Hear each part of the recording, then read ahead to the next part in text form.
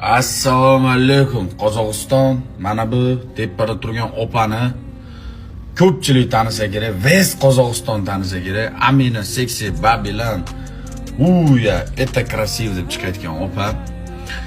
Bugun menga yozyapti, yig'lab, Sardor, sen bilan battle o'ynagan paytim mana shunday qo'polman, tan olaman, qo'polman, so'kinaman, tilim yomon.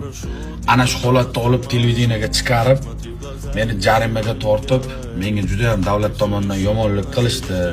Qozog'istonda telekanallardan chiqarib yorib, meni ana shunday qilib yomonlashdi, yomon qilishdi deb menga yig'lab yozgan ekan. Shunga ozroqgina yuragim og'rib, o'zimni bir fikrimni bildirmoqchiman.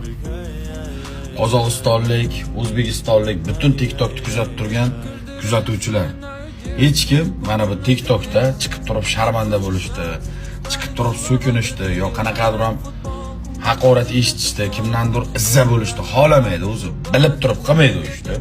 Shaxsan men ham hammani tirikchiligi shu, hamma yo'qchilikdan, qiynalib ketganidan, mana shunday hayotda juda ham ko'p qiyinchiliklarni ko'rganidan mana shunday holatlar bo'lib qolishi mumkin.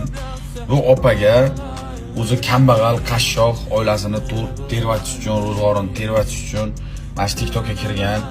Men bilan battle o'ynagan paytim men tilim yomon bir ikki haqorat qilganman. Unda kambag'alni yoqasini yirtmaylar. Meni fikrim shu, hurmatli qozoq bog'urlarim. Bir-birda nom berib qo'ymagansizlar mana shunga. O'zi qilyapti, o'zi ko'tarilyapti, o'zi harakat qilyapti. Omadini bersin. West TikTokdagilarga liboyga omadini bersin. Bizda unday g'arazlik yo'q. Televideniyadan chiqib ketgani uchun, jarimaga tortilganligi uchun menga yig'layotibdi. Bir og'izgina dalda berib qo'yadi, videoni joyladim. Hurmatdasizlar bog'lar.